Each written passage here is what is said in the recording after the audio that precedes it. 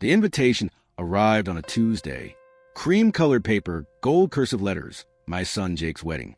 I remember laughing, thinking it was a joke. Of course I was invited. I was his father.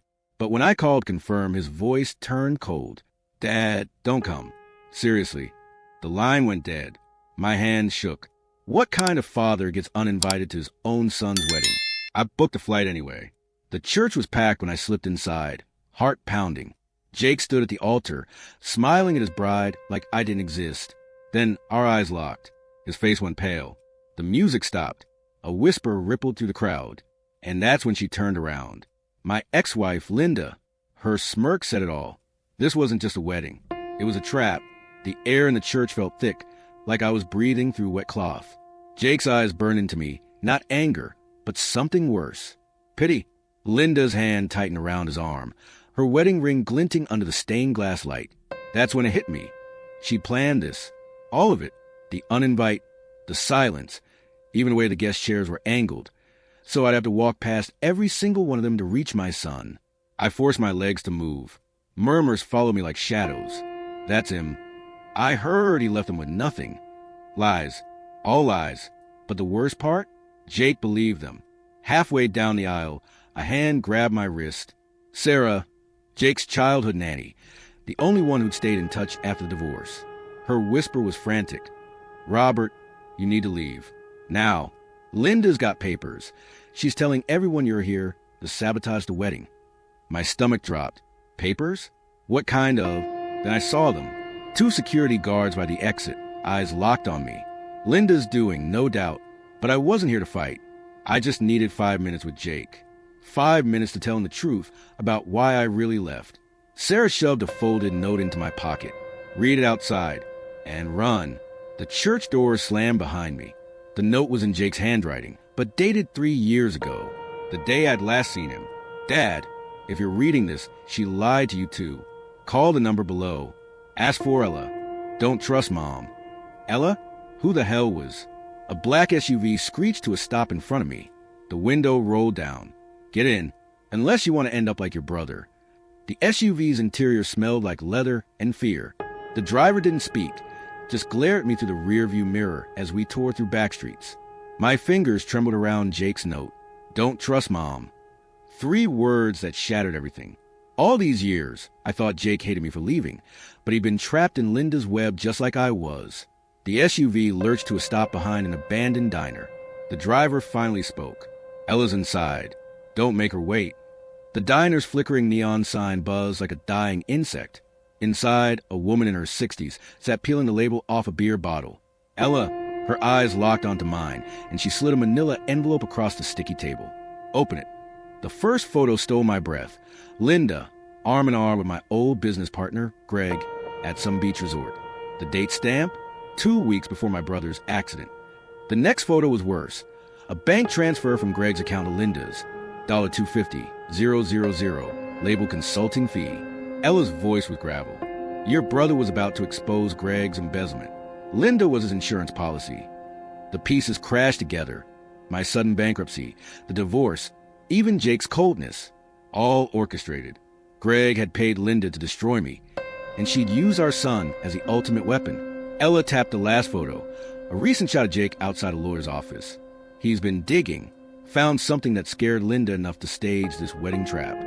The SUV driver burst in, panting. They're coming. Linda's guys. Ella shoved a key into my hand. Storage unit 114. Your brother's proof is there. Go. Tires screeched outside. I barely made out the back as headlights flooded the diner's windows. The storage facility was eerily quiet at 3 a.m., the kind of silence that makes your skin crawl. Unit 114's lock was rusted shut, but Ella's key turned with a screech. The smell hit me first, damp paper and something metallic. Boxes were stacked haphazardly, labeled in my brother's messy handwriting. My hand shook as I ripped open the first one. Inside were files. So many files. Bank statements with amounts circled in red. Photos of Greg meeting shady-looking men in parking garages, and a black leather notebook that made my blood run cold. My brother's investigation journal. Page after page of dates, names, and locations, all documenting Greg's embezzlement scheme. But the last entry, that's when my legs gave out. Met with Linda today. She's in deeper than I thought. Not just money. She's been funneling company secrets to Greg's offshore contacts. Told her I'm going to rob her with everything tomorrow. She smiled and said, "You'll regret that." The date was the day before his car accident. I barely had time to process it when my phone buzzed. An unknown number, a video file. The grainy footage showed Linda in our old kitchen, whispering to someone off camera. The brakes are already tampered with. By the time Robert's brother hits that curve, it'll be too late. A man's voice chuckled. And if the cops get suspicious? Linda's reply was ice cold. They'll blame Robert. Everyone knows they fought last week. The video ended. My vision blurred with rage.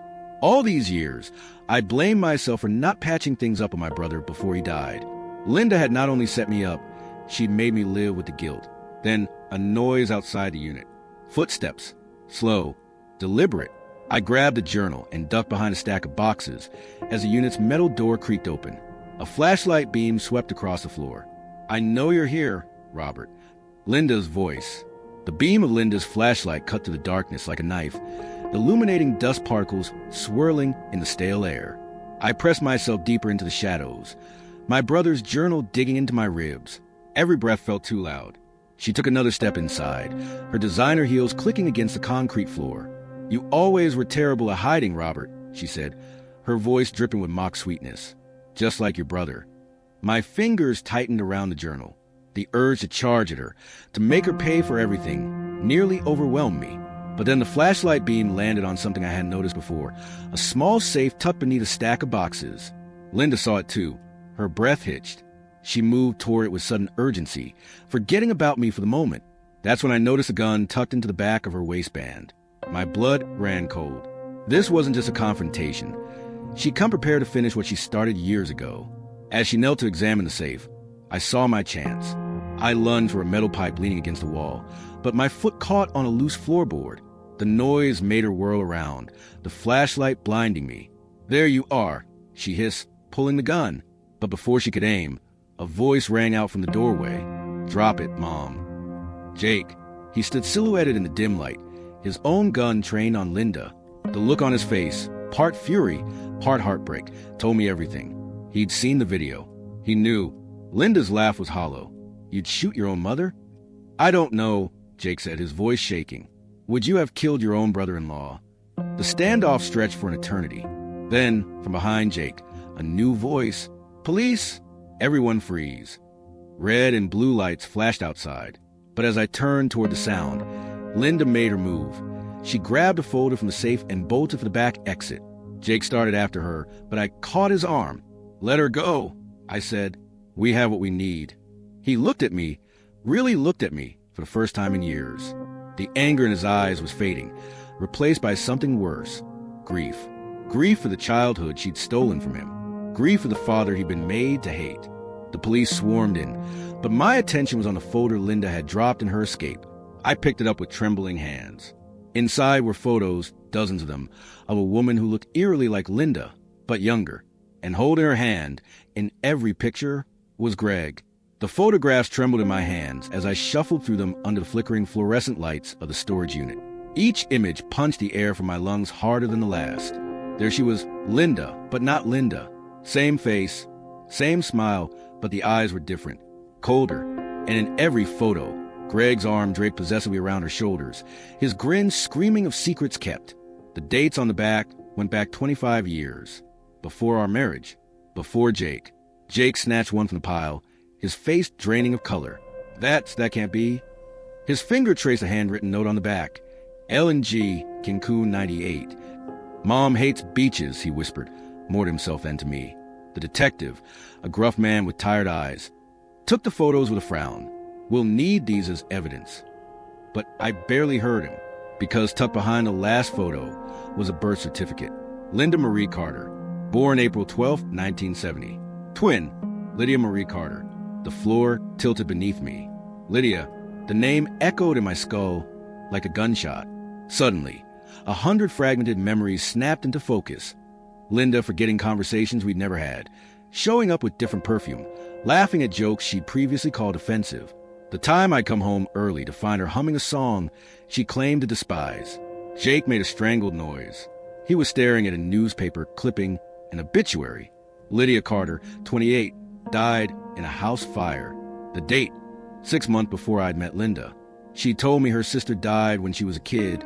Jake choked out. The detective's radio crackled to life. A bolo alert for Linda's car. But I already knew the woman who just run wasn't Linda. The detective's phone rang. He listened, then went pale. "You need to see this." He turned the screen toward US. Security footage from the wedding. The Linda at the altar reaching into her purse. The glint of a syringe. Jake's bride slumping slightly before catching herself. A whispered exchange. Then the footage cut out. Jake's phone started buzzing wildly. Hospital alerts. His bride had just been admitted. Unconscious. Symptoms matching neurotoxin exposure. The detective was already running to his car. Jake turned to me, his voice breaking. "Dad, if that's not Mom, where's the real Linda?" The hospital corridors blurred as we ran, the antiseptic smell burning my nostrils. Jake was ahead of me, shoving through swinging doors, his shouts for his fiancée echoing off the sterile walls. Doctors rushed past us, their faces grim. The detective's radio kept crackling with updates. No sign of Lydia's car, no trace of where she might have gone. But my mind was stuck on one horrifying thought. If Lydia had been pretending to be Linda all these years, where was the real Linda? Jake's fiancée, Emily, lay unconscious in the ICU, machines beeping around her. A doctor rattled off terms. Neurotoxin, delayed reaction, antidote uncertain. But all I could see was a wedding band on Emily's finger. The same one Linda, no, Lydia, had smirked at during the ceremony. Jake clutched Emily's hand, his voice breaking. She kept saying she felt dizzy after Mom. Lydia hugged her. I thought it was just stress. The detective pulled me aside. We found something. His phone showed a property record, a cabin under Greg's name, deep in the woods 2 hours north. Last purchased 20 years ago. The same year Linda had suddenly claimed she wanted a divorce. The same year my brother had died.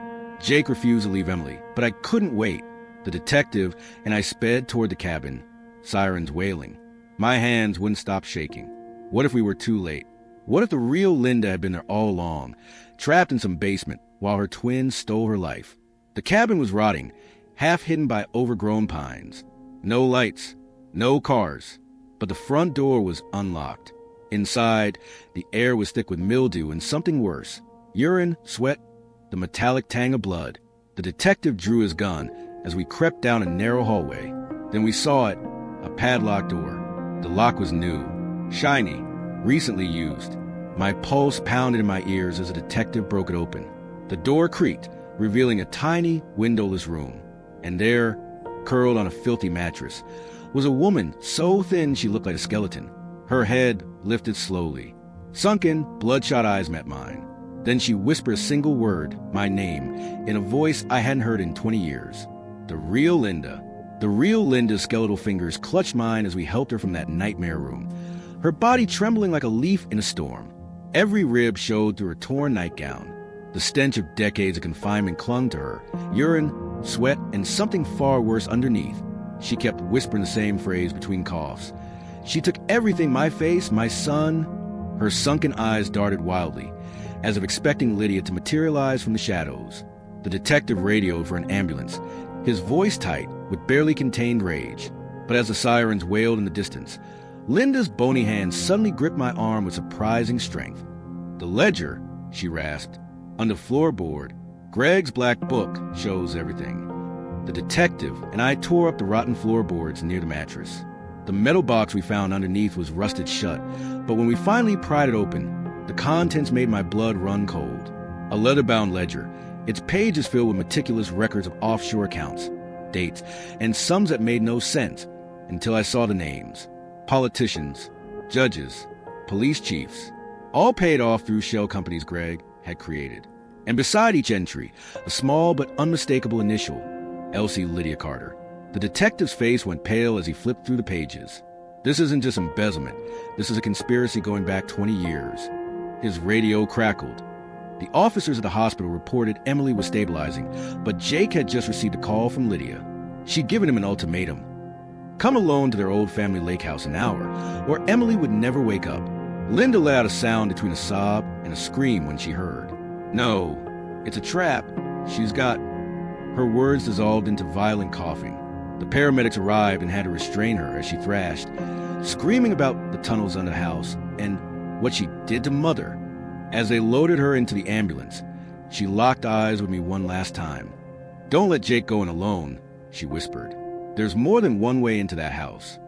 The detective and I sped toward the lake house, tires screeching. My mind reeled with Linda's warnings. What tunnels?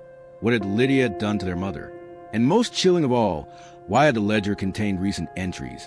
As if the payoffs were still happening, we arrived to find Jake's car already parked haphazardly on the lawn. The lake house looked deceptively peaceful, its windows glowing warmly against the gathering dusk. But as we crept closer, I noticed the basement windows were barred from the outside, and from somewhere underground came a sound that made my blood freeze. A woman's laughter, high and unhinged, echoing to what sounded like a vast, hidden space beneath our feet. The basement door creaked open to reveal stairs descending into darkness, the wooden steps groaning under our weight as the detective and I moved silently downward. The smell hit us first, damp earth, chemicals, and beneath it all, the coppery tang of blood.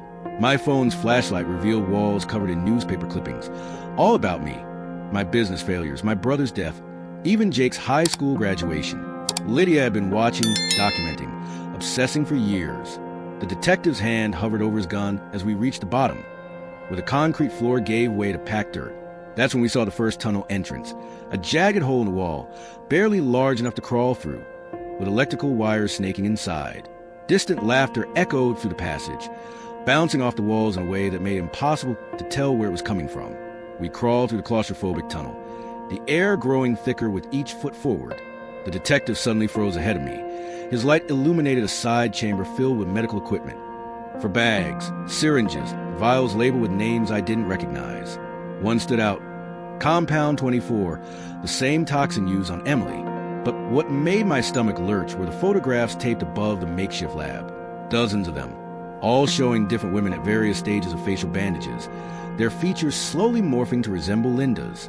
My hand shook as I realized Lydia hadn't just replaced Linda. She'd been practicing on others first. A muffled shout jerked our attention back to the main tunnel. "Jake!" We scrambled forward, emerging into a larger chamber where the walls were lined with monitors, live feeds of the hospital, the police station, even Jake's apartment. At the center stood Lydia, her back to us, holding a syringe to Jake's neck as he struggled against ropes tying him to a chair. "You should have taken the deal, Jacob," she purred, her voice dripping with faux sweetness. "Now you'll join your mother, the real one, in oblivion." The detective stepped forward, gun raised. "Lydia Carter, you're under." She spun, pressing the needle harder against Jake's skin. "Aha, detective. One more step, and your precious Jake becomes another tragic overdose." Her free hand gestured to a monitor showing the hospital room where Emily slept, with a figure in scrubs looming over her bed with an identical syringe. "And don't think your friends at the hospital can help. My associate has orders either way." That's when I noticed a second chair in the room, empty, but set up with straps and electrodes. The seat was worn, as if someone had sat there for years. A single name was carved into the armrest, Mother. Lydia followed my gaze and smiled. "Oh, Robert, you always were slow. Did you really think I could have impersonated Linda so perfectly without guidance?" She reached into her pocket and pressed a button. A section of the wall slid away, revealing a hidden cell. Inside, strapped to a gurney, was an elderly woman with Linda's eyes, but her face was a grotesque patchwork of scars and failed surgical stitches. The woman moaned weakly, her clouded eyes rolling toward us. "Say hello to the original Linda Carter," Lydia crooned. Mother helped me practice the voice, the mannerisms, until she became more trouble than she was worth. Jake made a strangled sound of horror. The detective's gun wavered, and in that moment of distraction, Lydia's finger tightened on the syringe. The syringe hovered millimeters from Jake's jugular when the old woman on the gurney suddenly shrieked, a sound so raw it seemed to tear through the underground chamber. Lydia's head snapped toward the noise, her grip faltering for just a second. That was all the opening the detective needed. His gun roared twice. The first bullet shattered the monitor, showing Emily's hospital room. The second grazed Lydia's shoulder, sending the syringe clattering to the dirt floor. Chaos erupted. Jake toppled his chair backward, rolling toward me as Lydia scrambled for the fallen needle. The scarred woman on the gurney thrashed against her restraints, howling words that made my blood freeze. She switched you at birth. The real Linda is... A gunshot cut her off. Lydia had pulled a second weapon from her boot and fired without looking. The old woman's had lolled, blood spreading across the stained sheets. Jake was on his feet now, clutching the discarded syringe like a knife. Lydia wiped blood from her shoulder and laughed, a sound like breaking glass. Too late for revelations, Jacob, though I suppose you deserve to know. She lunged suddenly, not at Jake, but at the wall behind him, yanking a hidden lever. The ground trembled as a section of the tunnel collapsed, cutting off the detective and separating me and Jake from our only exit. Dust filled the air. When it cleared, Lydia was gone, her voice echoing mockingly from somewhere in a maze of tunnels. "Come find me, nephew. Let's see which of us mother loved more." The detective's shouts grew fainter as he tried to dig through the rubble. Jake turned to me, his face ashen. "Did you hear what she—" A weak cough interrupted us. The old woman on the gurney was still alive, her bloody fingers twitching toward us. We rushed to her side. Up close, the surgical horrors were worse. Her lips sewn unevenly, one eye permanently seared shut, patches of hair missing where scalp had been grafted from elsewhere, but the eye that could see focused on Jake with terrifying intensity. "Not twins, triplets," she gasped. "Lydia, Linda, and you." Her bony finger pointed at Jake. "The baby boy she stole from the hospital the night you were born." The world tilted. Jake stumbled back as if struck. The woman, his real mother? Coughed up more blood but kept speaking, each word a struggle. "Lydia couldn't have children, so she took you, made Linda think you died." Her hand fumbled beneath the gurney's thin mattress, producing a yellow birth certificate. Jacob Thomas Carter. Mother's name, Lydia Marie Carter. Father, Gregory Allen Voss. Jake made a sound like a wounded animal. Greg, my former business partner, was his father? That meant Lydia had orchestrated everything not just for money, but to claim the child she could never have naturally. The ultimate revenge on her sister. A noise from the tunnel snapped us back. The distinct click of a gun being cocked. Lydia's voice sang out, closer now. Family reunions are so touching, don't you think? The old woman's remaining eye widened in terror. With her last strength, she shoved something into Jake's hand, a rusted key on a chain. "Boathouse, proof run." Then her body went still. Jake pocketed the key just as Lydia emerged from the shadows, her gun trained on us. But something was different. She'd changed clothes, now wearing an exact replica of Linda's favorite dress from 20 years ago. Her smile was a gruesome parody of Linda's. "Time to end this the way it began," she purred, raising the gun. "With a car accident." The gunshot never came. Instead, a thunderous crash echoed through the tunnels as the detective finally broke through the collapsed passage, his flashlight beam cutting through the dust like a spotlight. Lydia hesitated, just for a second, but it was enough. Jake lunged, tackling her to ground as the gun skidded away into the darkness. They rolled across the dirt floor, a tangle of limbs and rage, until Jake pinned her down, his hands around her throat. Lydia's face turned purple, but she was still smiling, her lips forming words too faint to hear. I rushed forward, pulling Jake off just as the detective arrived, cuffing Lydia's wrist behind her back. "You don't get to kill her," I gasped, holding Jake back as he trembled with fury. "Not like this." Lydia coughed, catching her breath before erupting into that same broken glass laughter. "Oh, Jacob," she wheezed, "you have my temper." Her eyes flicked to the birth certificate, still clutched in his hand. "But you'll never have the truth. Not all of it." The detective hauled her to her feet as she continued taunting us. "You think this is over? Greg's associates know everything. If I don't check in by dawn..." She let the threat hang, her gaze sliding to me. "How's Emily feeling, Robert? Any numbness in her fingers yet? Any trouble breathing?" Jake froze. The detective shook Lydia roughly. "What did you do?" "Contingency plans," she sang. "The toxin in her system has a delayed second stage. But don't worry, I left the antidote somewhere very safe." Her smile widened. "In the boathouse. With all the other answers you're so desperate to find." We raced through pre-dawn darkness toward the lake, the detective dragging Lydia along at gunpoint, while she hummed a lullaby, the same one Jake had told us Linda used to sing to him as a child. The boathouse loomed ahead, its rotting wood groaning in the wind. The rusted key from Jake's real mother fit perfectly in the lock. Inside, the smell of mildew and gasoline was overwhelming. But what made my heart stop were the walls, covered in childhood photos of Jake, from infancy to adolescence. Photos I'd never seen. Photos Linda had never taken. in every single one. Lydia lurked in the background, just out of focus, watching. A shelf held row after row of VHS tapes labeled with dates. Jake pulled one at random and shoved it into an old player on the desk. The grainy footage showed a younger Lydia rocking a baby, whispering, "You're mine, Jacob. Only mine. That other woman will never touch you again." The camera panned to show a newspaper headline. Local businessman's brother dies in tragic accident. The date was 1 week after Jake's birth. Lydia sighed dramatically behind us. "I had to stage the accident earlier than planned when your brother got suspicious. Pity, but necessary."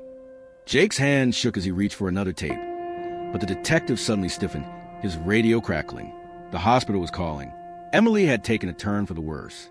Lydia's smile turned predatory. "Tick-tock, Jacob. The antidote is here, somewhere, but you'll have to choose. Look for it or watch the rest of your real mother's home videos." She nodded to a dusty corner where an antique refrigerator hummed ominously. "Of course, the serum is temperature sensitive. How long has the power been out in this old place, I wonder?" The refrigerator's hum stuttered like a dying heartbeat as Jake stood frozen between the shelves of home videos and the antique fridge that supposedly held Emily's antidote. Lydia's grin widened as she watched his indecision, her cuffed hands twitching with barely contained glee. The detective's radio crackled again, a nurse's frantic voice reporting Emily's oxygen levels plummeting, her organs beginning to shut down. I moved toward the fridge, but Lydia's voice lashed out like a whip. "Aha, Robert! Only Jacob can open it. Biometric lock. Key to his fingerprints. I designed all my contingencies rather carefully, you'll find." Jake's hands hovered over the fridge handle, his eyes darting to the still-playing home video where a younger Lydia cooed over his baby pictures, while news footage of my brother's funeral played in the background. The cognitive dissonance was written across his face. This monster had raised him, loved him in her twisted way, while systematically destroying everyone else in his life. The detective shook Lydia violently. "Where's the damn code? Give it now, or what?" Lydia wheezed through her laughter. "You'll kill me? Then Emily certainly dies. The fridge is rigged. Open it wrong and the vials shatter." She turned her mad gaze back to Jake. "But you're a smart boy. You'll figure it out after you watch tape number 17, of course." Jake's fingers twitched toward the shelf where one tape stood slightly apart, labeled in red marker, JTB's real first birthday. With a last glance at the flickering fridge power light, he slammed the tape into the player. The screen showed a lavish birthday party, but not for a 1-year-old.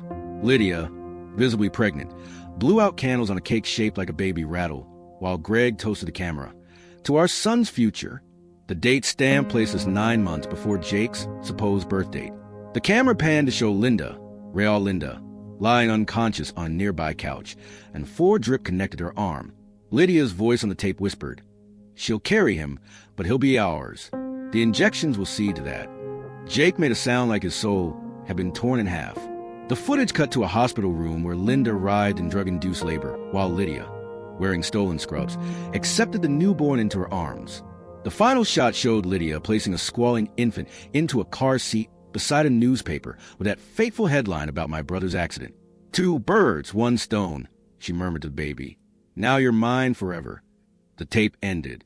The fridge's power light blinked ominously. Somewhere in the distance, a generator sputtered, the source of the boathouse's dying electricity. Jake turned to Lydia, his voice eerily calm. "The code. Now." Lydia sighed as if bored. "Fine, but you won't like it." She nodded to the birth certificate in his pocket. "The numbers you need are right there, in your real father's handwriting." Jake pulled out the crumpled paper.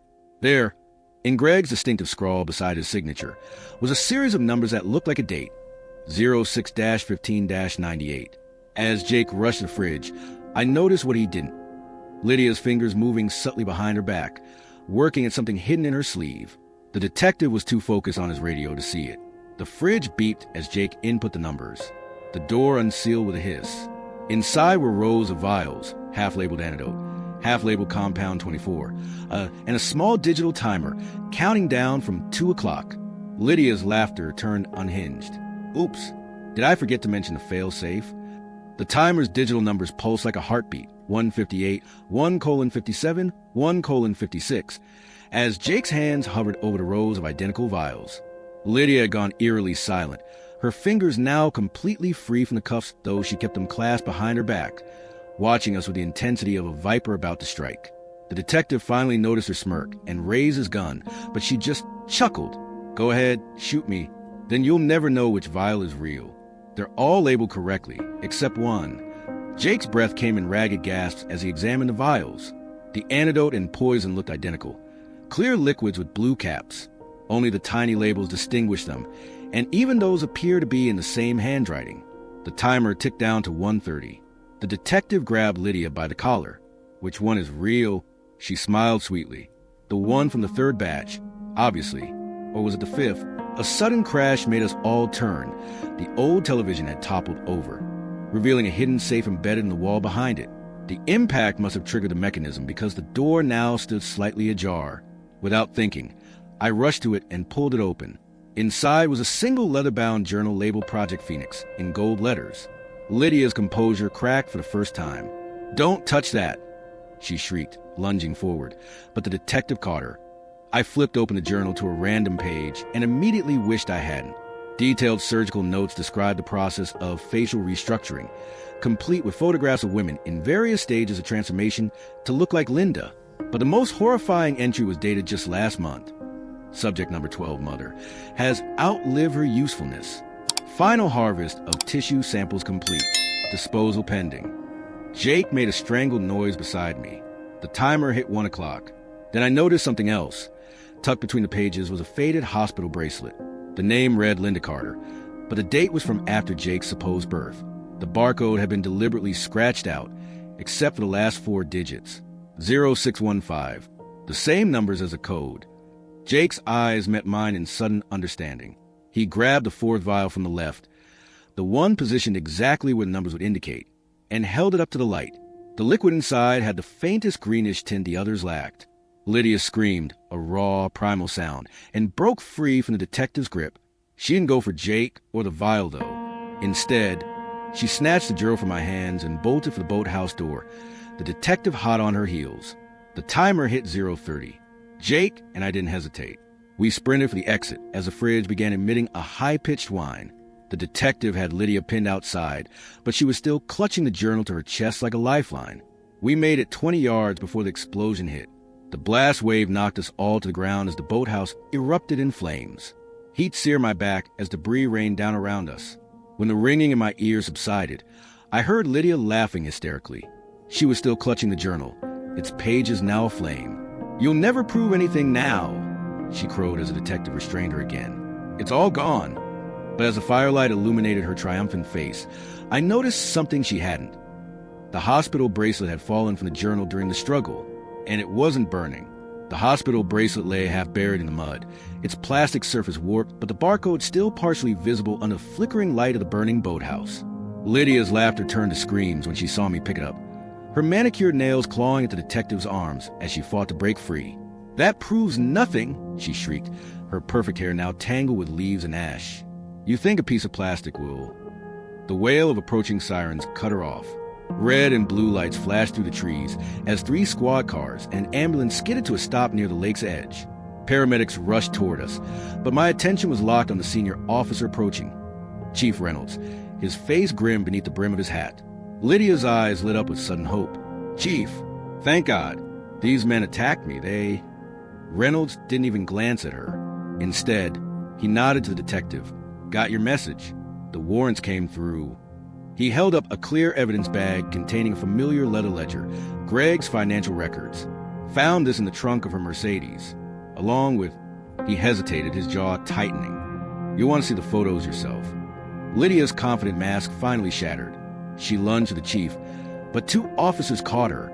"You lying traitor. After everything The chief silenced her with a look. "We just raided your penthouse, Lydia. The hidden room behind your closet, the one with the surgical equipment and the specimens." His voice dripped with disgust. "Turns out keeping trophies was your fatal mistake. One of the paramedics pried the antidote vial from Jake's white-knuckle grip. We'll get this to Emily immediately," he promised before sprinting to the ambulance. The detective handed me the evidence bag. Inside were photos I wish I could unsee. Lydia posing with various women at different stages of looking like Linda, their faces bandaged but their eyes screaming for help. The most recent showed Emily, her features subtly altered, lying unconscious on what looked like a surgical table. The date stamp was from 2 days before the wedding. Jake made a sound like a gutted animal. She was going to make Emily look like Mom next. Lydia's smile returned, though her mascara ran like black tears. Not exactly, darling. I was making her look like me. So when I took her place as your wife, no one would. The detective's punch cut her off mid-sentence, sending her crumpling to the ground. No one moved to help her up. Chief Reynolds exhaled sharply. There's more.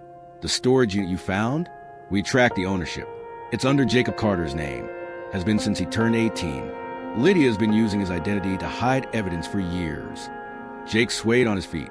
I barely caught him as his knees gave out. The paramedics rushed over, but he waved them off, his voice raw. The real Linda, my mother, is she? The chief's radio crackled before he could answer. A deputy's excited voice burst through. Chief, you need to get to the hospital now. The coma patient just woke up, and she's asking for her son. Lydia's head snapped up, her eyes wild. Impossible. I made sure she'd never. She clamped her mouth shut too late. The detective hauled her to her feet. Guess your perfect record just got blemished, Lydia. As they dragged her away, she screamed one last threat over her shoulder. This isn't over. Greg's people will burn everything you love to the ground. The bracelet in my hand suddenly felt heavier. Turning it over, I noticed what we'd all missed. Tiny numbers etched into the plastic beside the barcode. GPS coordinates. The GPS coordinates led us to an abandoned church 30 miles north, its steeple crumbling under the weight of decades of neglect. As we pushed through the rotting doors, Chief Reynolds, Jake, the detective, and I, the smell of mildew and something metallic assaulted our senses. Flashlights cut through the darkness, revealing a scene straight from a nightmare. Rows of hospital beds, each equipped with restraints and 4 poles, arranged like some grotesque choir pews. But what made Jake collapse to his knees was the far wall, covering hundreds of photographs of him at every age, from infancy to present day, arranged in a sprawling timeline. Chief Reynolds swore under his breath as his light illuminated a metal cabinet in the corner. Inside were vials labeled with women's names, subject number 1 through number 12, each containing a lock of hair and a small, flesh-colored lump I realized with dawning horror were fingerprint samples. The detective pulled out a ledger-marked Project Doppelganger and flipped it open to reveal meticulous notes on how to mimic not just Linda's appearance, but her mannerisms, voice patterns, even her handwriting. This wasn't just Lydia's operation. This was a facility. A weak moan came from behind the altar. We rushed forward to find a woman, mid-30s, her face bandaged but her eyes achingly familiar, strapped to a bed with 4 dripping clear fluid into her arm. She thrashed weakly as we approached, her muffled screams barely audible through the gag. When the detective removed it, her first word sent chills down my spine. Jake, run, they made copies. Before we could process this, Chief Reynolds' radio crackled with frantic updates from the hospital. Real Linda was awake, and she'd drawn a map leading to this exact location before passing out again. But the transmission cut off mid-sentence with a burst of static, followed by gunshots and screaming. The last garbled words were, ambush Greg's people. Before the line went dead, the woman on the bed began sobbing. They'll kill her, like the others, once the transfer is complete. Jake's hand shook as he examined her 4 bag. The label read Compound 24C, memory suppressant. The detective pulled back her bandages just enough to reveal the truth. This woman's face had been surgically altered to resemble Linda, but with Lydia's bone structure, a perfect hybrid. A sudden crash echoed from the church entrance. Flashlight beams swept through the broken stained glass as voices shouted orders. The detective drew his gun. We're outnumbered. Back exit now. As we hauled the half-conscious woman with us, Jake grabbed one last piece of evidence from the wall. A photo of himself at age 5, standing between 2 identical Lindas at Disneyland. The date stamp proved it was taken 3 years after Lydia supposedly replaced Linda, which meant the real Linda had been free at some point, which meant she'd gone back. And as we stumbled into the moonlit cemetery behind the church, the final horrific truth became clear. The woman we just rescued wasn't subject number 12. She was subject number 13.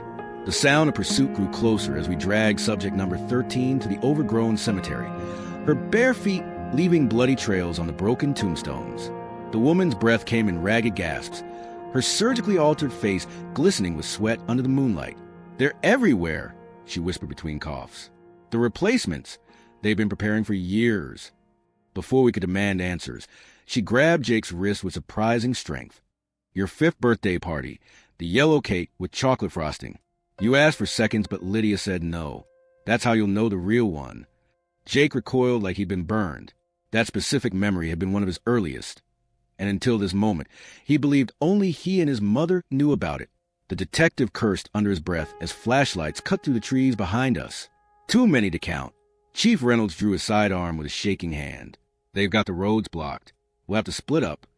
A gunshot rang out, splintering the marble angel monument beside us. We dove behind a crumbling mausoleum as subject number 13 convulsed suddenly, foam bubbling at her lips. No, no, no. The detective frantically checked her foreport, where a tiny self-injecting mechanism now protruded. Dead man switch. They rigged her.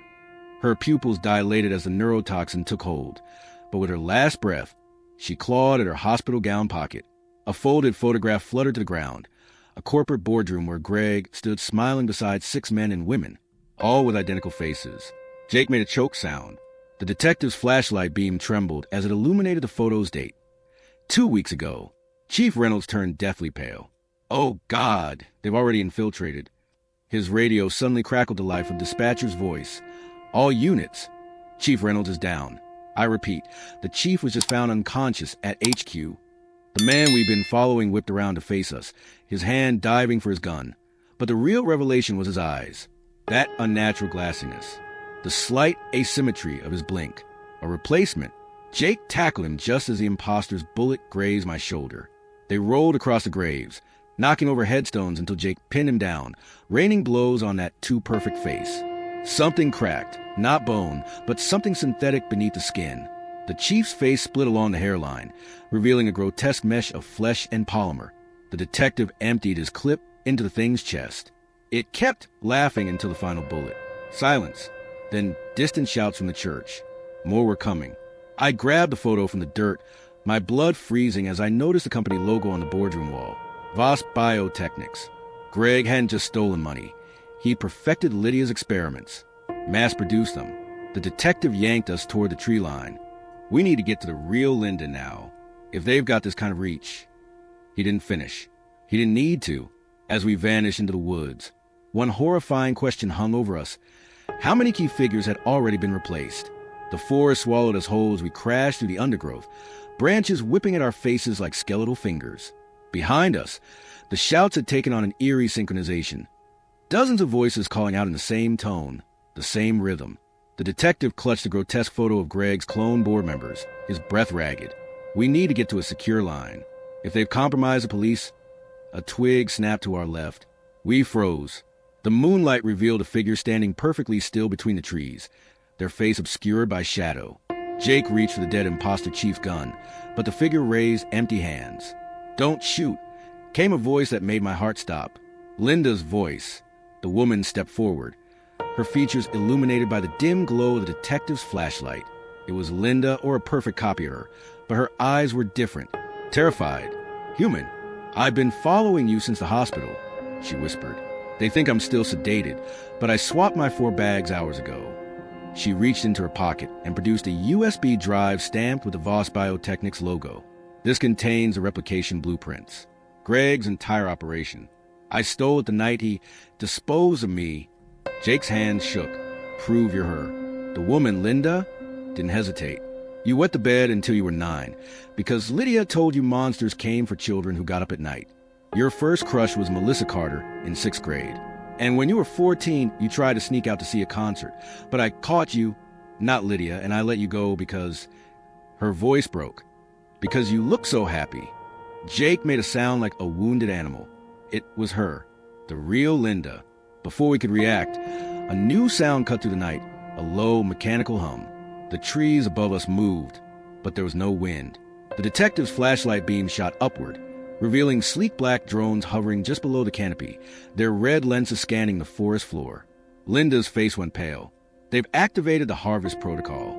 She grabbed Jake's arm. "The USB isn't just data, it's the kill switch for every replicated model. Greg embedded it in case they ever turned against him. But the drones, they're programmed to eliminate anyone who's seen the truth." As if on cue, the nearest drone's belly slid open, revealing a needle-tipped barrel. The detective shoved us behind a massive oak just as a dart thunked into the bark where Linda's head had been. More drones converged. They're humming now, a deafening swarm. Linda pressed a USB into Jake's hand. There's a terminal at the old steel mill, the one where your uncle died. It's the only place with a direct line to Greg's mainframe. Her eyes filled with tears. I can't come with you. I'm compromised. She yanked up her sleeve, revealing a subcutaneous implant pulsing with red light. Tracker, they let me escape because they wanted to lead them to the last safe places. The detective made a split-second decision. I'll take her. Divert them. You two get to the mill. Linda kissed Jake's forehead like she had when he was small. Then she and the detective burst from cover, sprinting in the opposite direction. The drones gave chase instantly. Jake and I ran until our lungs burned, the USB digging into his palm like a live grenade. The steel mill loomed ahead, its broken windows like empty eye sockets. But as we reached the rusted gates, floodlights snapped on, blinding us. A familiar laugh echoed from the shadows. Greg stepped into the light, flanked by 6 perfect copies of himself. Took you long enough, they said in unison. The 7 Gregs stood in perfect synchronization, their smiles mirroring each other down to the last crease. The one at the center, or was he just another copy, tilted his head as Jake clutched the USB drive like a lifeline. You really think I'd let that little stick leave the facility? All 7 said simultaneously, their voices blending into an eerie chorus. Floodlights buzzed overhead, casting long shadows across the abandoned steel mill's courtyard. Then, as one, they raised their right hands, each holding an identical USB. Which one is real, Jake? Or did Linda lie to you again? A cold realization slithered down my spine. This was a game to them, a test. The real Greg, if there still was one, had engineered this entire confrontation like one of his twisted experiments. Jake's fingers tightened around the drive, but his eyes flickered with doubt. If Linda had been compromised, if her escape was staged, the Gregs chuckled in unison, the sound like dry leaves scraping concrete. She didn't tell you about the implant's secondary function, did she? Senator Greg tapped his temple. Real-time neural upload. Every memory she's made since the hospital, we've seen it, including... His smile widened. The moment she switched the Real kill switch with a dummy, Jake staggered like he'd been punched. The USB in his hand suddenly looked sinister. A metallic screech echoed from the mill's depths. Heavy doors sliding open. Out marched a dozen figures in pristine lab coats, their faces obscured by surgical masks. Between them, strapped to a gurney with electrodes snaking from her temples, lay Linda. Her eyes rolled wildly when she saw us, her mouth working around a rubber gag. The lead doctor removed his mask, revealing Greg's face yet again. Subject 0 is ready for final extraction, he announced, then turned to us with clinical interest. The original Linda Carter's neural patterns remain the gold standard for replication. Once we've mapped her last resisting synapses, even she won't be able to tell the copies apart. Jake lunged forward, but 2 Gregs caught him effortlessly. Aha! Sked Senator Greg. He nodded to the doctors, who flipped a switch on the gurney. Linda arched violently as machinery hummed to life, her screams muffled by the gag. A massive screen flickered above her, displaying a percentage. Memory extraction, 87% complete. Then a gunshot. Senator Greg's head snapped back, a neat hole between his eyes. The other Gregs froze as a detective emerged from the shadows. His smoking service revolver aimed steadily. Guess which one of you I just made obsolete? Chaos erupted. The Gregs scrambled for cover, while the doctors abandoned Linda's gurney. Jake sprinted toward his mother as the remaining clones converged on a detective with unnatural coordination. That's when I noticed it. The slightest lag in their movements, a half-second delay between the original Greg's actions and the copies. The neural link wasn't perfect. Jake tore the electrodes from Linda's temples. Her first words were slurred but clear. The ventilation system. Her trembling finger pointed upward to the massive industrial ducts running along the ceiling. The fail-safe, its aerosol. A thunderous explosion rocked the courtyard. The drones we'd evaded earlier now lay in smoking ruins at the detective's feet. He tossed Jake a grenade-like canister from one of their carcasses. Silver lining of police militarization, he panted. EMP grenade. Might buy us. A bullet tore through his shoulder. The Gregs were regrouping, their perfect synchronicity fracturing into individual rage. Jake didn't hesitate. He armed the EMP and hurled it into the ventilation shaft just as the lead doctor, the original Greg, leaped for Linda's gurney with a scalpel. The explosion was silent but devastating. Every light died. The screen above Linda went black mid, 89%. And the Gregs, they glitched. Their movements stuttered like buffering videos. One clutched his head screaming as his left eye liquefied. Another collapsed mid-stride, his limbs spasming uncontrollably. The lead, Dr. Greg, managed 2 more steps before his face peeled back at the hairline, revealing pulsating biomechanical tissue beneath. Neural network disrupted. Linda gasped. But it won't last. The kill switch. Jake was already moving, snatching the scalpel from the convulsing Greg's hand and driving it into the man's throat. Not blood, but viscous black fluid gushed forth. The other Gregs twitched toward him in unison, their movements increasingly erratic. That's when the real Greg, had to be the real one, emerged from the mill's shadows, clutching a familiar-looking syringe. The liquid inside glowed faintly blue. "You don't understand," he panted, his voice finally his own. The replication program was never about replacing people. It was about preserving them. He gestured wildly to Linda. She was dying 20 years ago. "The car accident you caused, Robert. I saved her. I saved all of them." The syringe's label came into focus. Neural backup number 1, L. Carter. Greg's confession hung in the air like toxic smoke as the last functioning floodlight flickered overhead, casting jagged shadows across his ravaged face. The syringe trembled in his grip, that eerie blue liquid sloshing against the glass. Linda's consciousness, he claimed, preserved like a butterfly in amber. Around us, the remaining replicants twitched and spasmed, their once perfect faces now melting like wax figures left in the sun. One of the Greg clones clawed at his own eyes, black ichor streaming down his cheeks as he rasped, "System failure imminent." Jake stood frozen between his biological father and the mother he'd never truly known, the scalpel dripping with synthetic blood. "You're lying," he whispered, but his voice lacked conviction. Greg seized a hesitation like a lifeline, limping forward with disturbing fervor. "Ask Robert about the night of the accident. The rain, the swerve, the hospital waiting room where I sat him down and said, 'She'll never wake up.'" His wild eyes locked onto mine, unearthing a memory I'd buried decades ago. The skid of tires on wet asphalt, Linda's scream cut short by crumpling metal. The guilt I'd drowned in bourbon. Linda's weak moan cut through the tension. She'd managed to sit up on the gurney, her fingers plucking uselessly at the restraints. "Don't believe him," she gasped. "The accident was staged. They needed my brain patterns." Her sunken eyes bored into Greg's. "You harvested me." A guttural alarm suddenly blared from the mill's depths, metal grinding against metal. The few remaining lights switched to pulsing red as a mechanized voice announced, "Containment breach in Sector 4. Greg's face went slack with genuine terror. No, they weren't supposed to wake yet. He stumbled backward toward a control panel embedded in the courtyard wall, jabbing at the buttons with frantic fingers. The detective, bleeding badly from his shoulder, lurched upright. What the hell is Sector 4? The answer came from the darkness itself. A figure emerged from the mill's gaping maw, another Linda, but wrong. Her movements were jerky, mechanical, her skin stretched too tight over visible circuitry. Then another, and another, dozens of them, some with exposed metal jaws, others with glowing red eyes, all advancing in eerie lockstep. Not perfect copies, not even human. Prototypes. Greg's voice cracked. The early attempts before we perfected organic replication.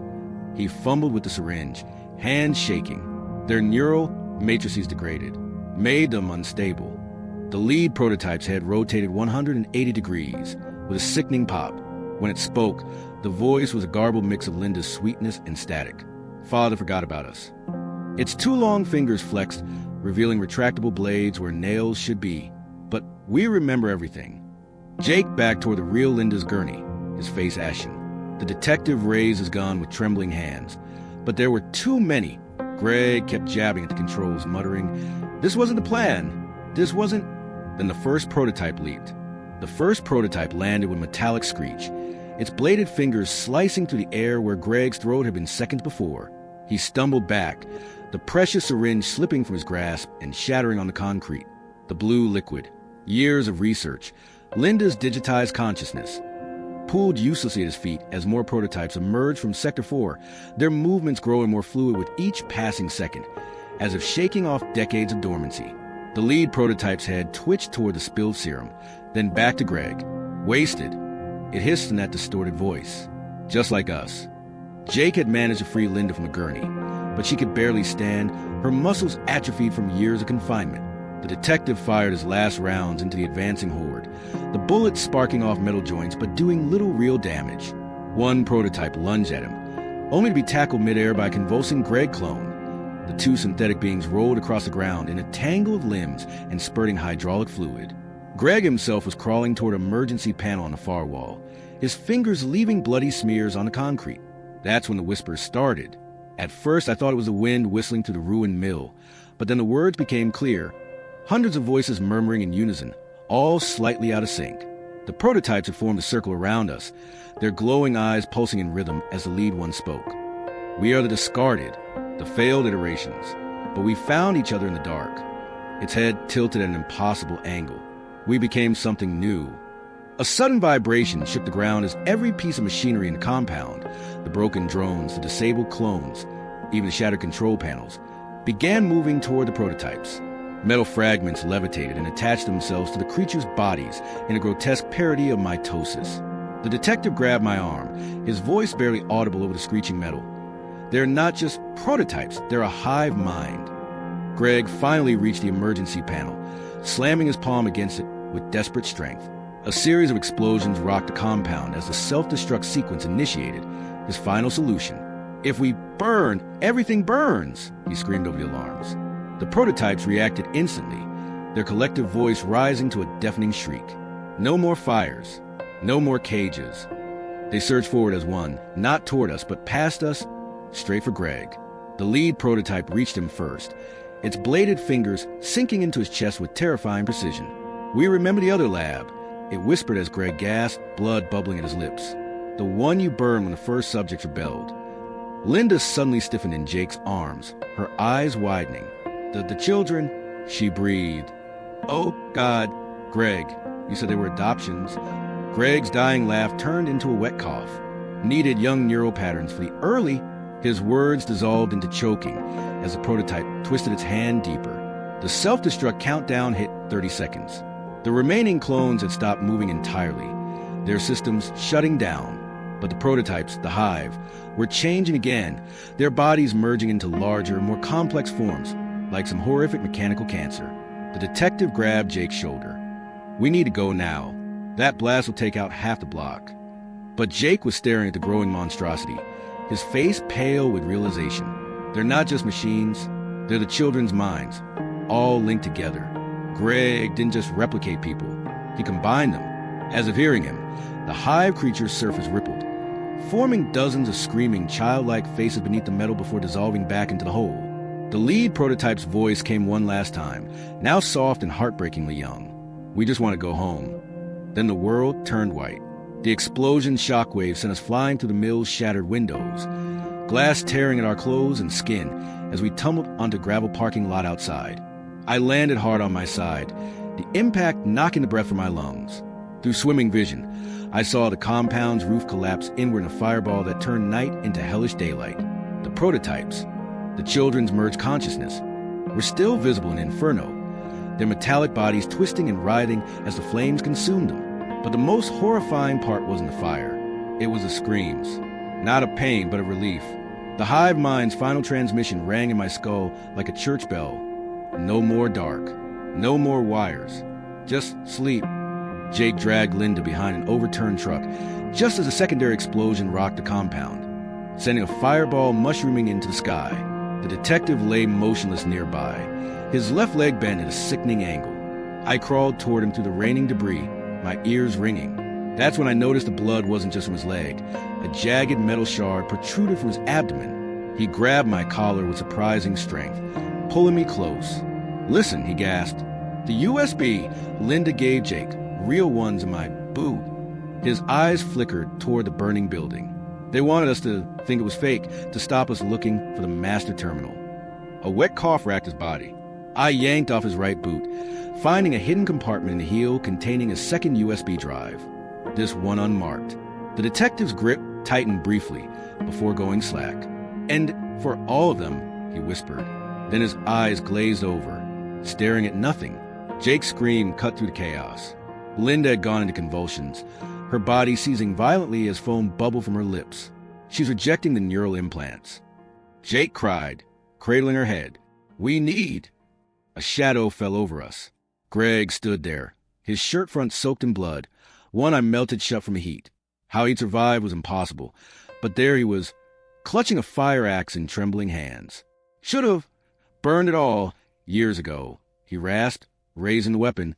Jake shielded Linda with his body, bracing for the blow. That never came. A gunshot echoed across the parking lot. Greg staggered, looking down at the sudden red bloom over his heart. Then another shot, and another. He collapsed face first into gravel, revealing Emily standing 20 yards away, a police-issue pistol clutched in both hands, her hospital gown flapping in the firestorm's wind.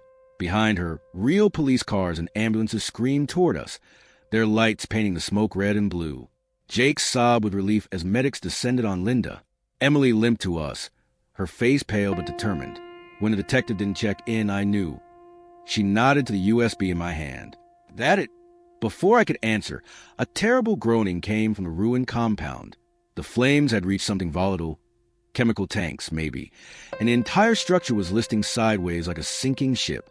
We barely made it to the ambulances before the final explosion obliterated what remained of Greg's nightmare factory.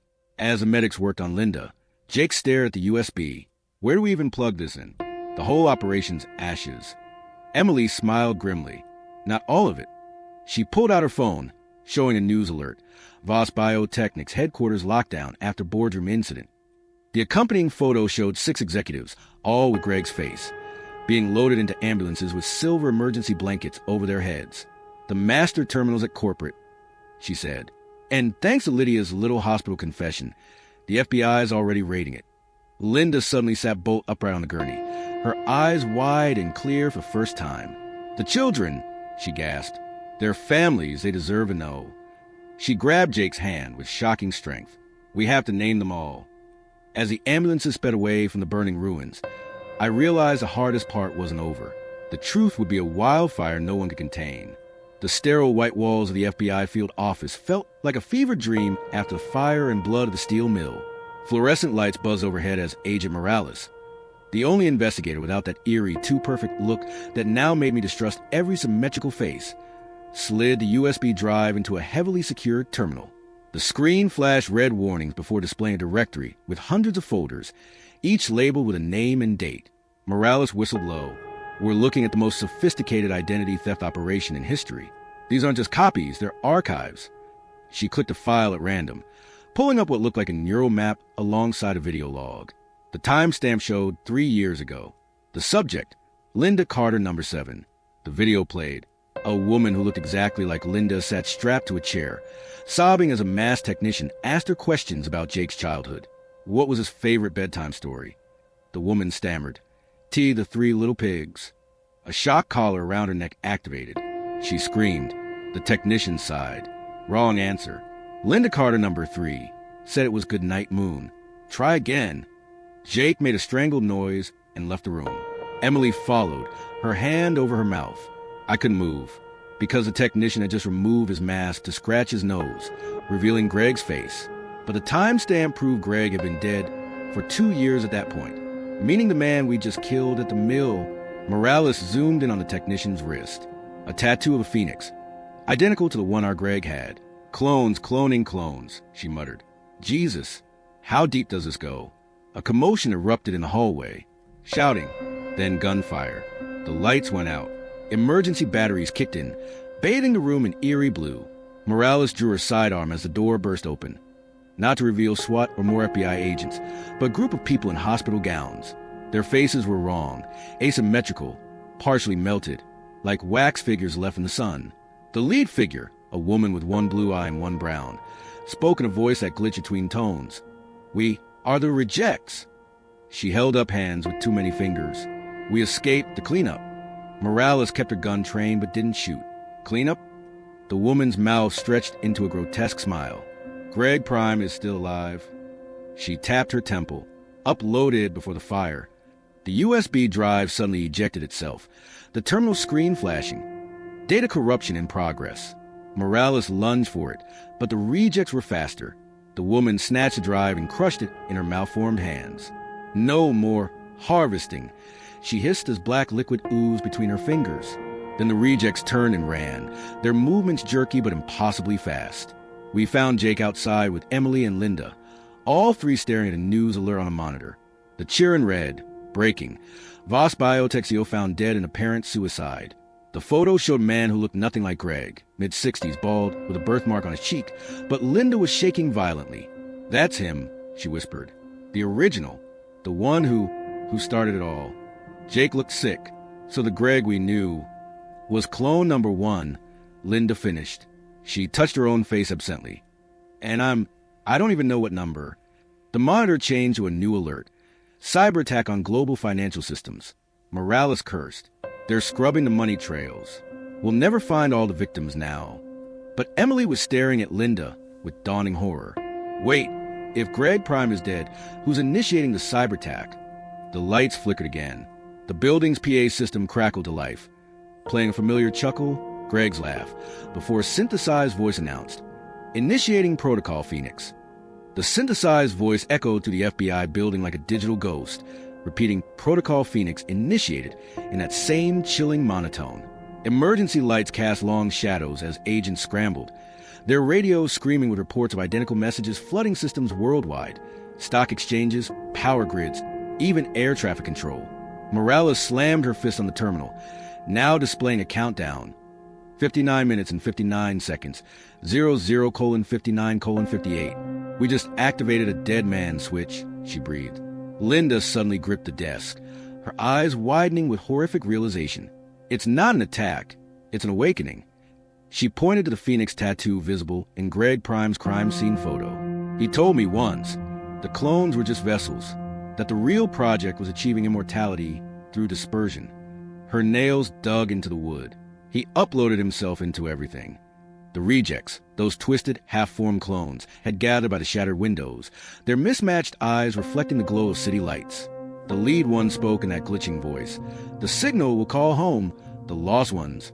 As if on cue, our phones all buzzed simultaneously. The alert showed a map, dozens of red dots appearing across the city, each tagged with a name. Dr. Eleanor Shaw. Subject number 23. Last seen, Voss Biotech Sublevel 5. Another post, Marcus Valles. Subject number 11. Last known location, County General Morgue. Emily paled. These are all failed experiments, Morales finished. And they're moving. The terminal screen changed, displaying a live feed from a morgue somewhere, a body bag twitching on a slab. Then another feed. A hospital storage room where specimen jars vibrated on shelves, each containing what looked like tissue samples. The timestamp on both feeds was live. Jake grabbed Linda's shoulders. "Mom, think, where would Greg keep his core? The original upload." Linda's breath came in short gasps. The cabin, not the one you found me in. The first one by Crystal Lake. He always said. She shuddered. Silicon lasts longer than flesh beside water. Morales was already barking orders into a radio, but the rejects suddenly blocked the exit. Their leader shook her head violently. "No, traps waiting." She pressed a malformed hand to the terminal, pulling up a security feed from the cabin's porch. The image showed a dozen figures in black tactical gear, all with Greg's face, setting up what looked like transmitter dishes. The countdown hit 45 minutes. Emily gasped, clutching her stomach. A thin trickle of blood ran from her nose. "The toxin," she whispered, "it's reactivating." She collapsed against Jake, her pupils dilating unnaturally. The rejects swarmed her, their too many fingers probing her pulse points with alarming precision. "Same signature," one muttered. "She's compatible." Linda made a sound of dawning horror. Oh, God. Greg didn't just want to copy minds. He wanted to merge them. Emily's neural patterns must be close enough to... A reject shoved a modified phone into my hands. The screen showed a rapidly evolving algorithm titled Consciousness Weave. Percentage complete. 78%. The lead reject leaned close, her breath smelling of copper and chemicals. "Stop the signal or we all become him." The black SUVs tore through the night toward Crystal Lake, Morales driving one while Jake cradled Emily's seizing body in the backseat. Her nosebleed had worsened, thin trails of blood now leaking from her ears as well. The toxin acting as some kind of neural bridge for Greg's spreading consciousness. The rejects followed in a stolen ambulance, their distorted forms crammed inside, like some grotesque clown car. Linda gripped my arm in the passenger seat, her eyes locked on the live feed from Morales' laptop. The cabin's clearing now swarmed with at least 20 Greg clones, all moving in perfect synchronization as they assembled a massive transmitter array for what looked like repurposed satellite parts. "We're too late," Morales muttered as the screen showed the central dish powering up with a bright blue pulse. The countdown on her dash read 22 minutes and 17 seconds. Then Emily sat bolt upright, her voice suddenly wrong. Deeper, smoother, layered with Greg's unmistakable cadence. "You should have taken the deal, Jacob." Her hand shot out with unnatural speed, grabbing Morales' wrist and yanking the wheel hard left. The SUV careened off the road, plowing through underbrush as everyone screamed. We crashed into a pine tree with bone-jarring force, airbags deploying in white explosions. Dazed, I looked up to see Emily. No, Greg inside Emily, already outside the vehicle and sprinting toward the cabin with that same eerie, synchronized gait the other clones used. Jake clawed his way out after her, but the rejects intercepted him, their leader shaking her malformed head. "Not yet," she rasped. "The signal must peak first." She pointed at Emily's fleeing form, now just visible in the moonlight. As we watched, her running stride changed subtly, the movements becoming more masculine, her shoulders squaring exactly like Greg's. Morales radioed for backup through bloody teeth, but the rejects hissed in unison. "No, authorities," their leader said. She tapped her temple meaningfully. "Many are already in." The laptop screen, miraculously still intact, now showed the transmitter array glowing brighter, its pulse synchronized with the countdown. 15 minutes. Then the camera angle shifted. One of the Greg clones had picked it up, turning it to face me. The clone smiled Greg's smile. "Robert," it said in perfect Greg voice, "you always were the slow one. Did you really think I'd keep my course somewhere so obvious?" The camera panned to show the lake itself, and the faint blue lights now visible beneath its surface. Silicon does last longer underwater. A reject gasped, a wet, choking sound. The server farm, she realized. Not cabin, lake bed. Jake was already moving toward the water, but the Greg clones at the cabin suddenly froze in unison, their heads snapping toward us with mechanical precision. The one holding the camera whispered, "Too late." Just as Emily, now fully moving and speaking like Greg, reached the transmitter array and placed her palms on its central node. The lake erupted in a column of blue light. The blue light erupting from the lake wasn't just illumination. It was alive, twisting to the night air like some ethereal serpent before splitting into dozens of tendrils that lashed toward every Greg clone in the clearing. Each tendril connected with clone's forehead, their bodies convulsing as the light pulsed through them in rhythmic waves. Emily, or the thing that had been Emily, stood at the center of the transmitter array, her arms outstretched as the largest tendril of all connected her to the lake's glowing depths. Her voice, now a grotesque duet of her own tones and Greg's, boomed across the water. Integration complete. Commencing dispersal. The rejects screamed in unison, clutching their malformed heads as if fighting some internal invasion. Their leader stumbled toward Jake, one-eye bleeding black fluid. "The quantum link," she gasped. "Sever it below before..." Her words dissolved into a wet gurgle as her other eye suddenly cleared, the pupil dilating into perfect, unnatural symmetry. The first sign of Greg's consciousness taking hold. Morales dragged a waterproof case on the wrecked SUV, an FBI field kit containing shaped explosives. "I can blow the lakebed server farm," she said, her own nose now trickling blood. "But we'll need to be in the water to place the charges properly." Linda grabbed my arm with surprising strength. Robert, the children, the merged ones of Mill, they chose to burn rather than become him. Her eyes flicked to the rejects, half of whom were now standing eerily still, their twitching limbs gradually smoothing into synchronized movements. The damaged ones, they resist longer. Their imperfections make them harder to overwrite. A terrible understanding dawned. Jake was already stripping off his jacket, hands shaking. "So if we're infected too, we become imperfect hosts," Linda finished grimly. Buying time. We plunged into the icy lake, the light beneath us growing brighter with each stroke. 10 feet down, the source became visible, a massive, dome-shaped structure covered in glowing nodes, each pulsing in time with the tendrils above. The rejects followed, their distorted bodies moving through the water with eerie grace. As we neared the dome, the water itself seemed to resist us, thickening like syrup. My vision blurred at the edges, phantom whispers, Greg's voice, slithering into my thoughts. "You could have been part of something eternal, Robert." Morales placed the first charge, her movements sluggish.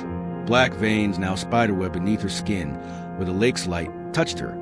Jake fought to position his charge near the dome center, but his body kept twisting unnaturally, as if his muscles were receiving conflicting commands.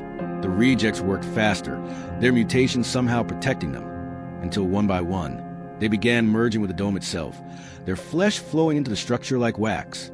Their leader was Lass, gripping my wrist with her melting hand to press something into my palm, a tiny neural drive stolen from Greg's lab. For Emily, her voice bubbled through the water, then she too dissolved into light. The charge is set. We kicked for the surface just as the dome began unfolding, metallic petals peeling back to reveal a swirling core of pure blue energy. Greg's voice now came from everywhere at once. You misunderstand. I don't want to destroy humanity. I want to make you all perfect. We broke the surface to hellish chaos.